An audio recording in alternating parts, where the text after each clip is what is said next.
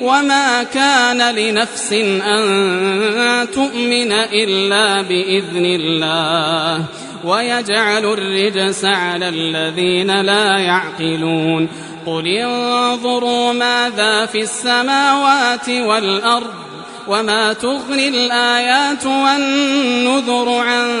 قوم لا يؤمنون فهل ينتظرون إلا مثل أيام الذين خلوا من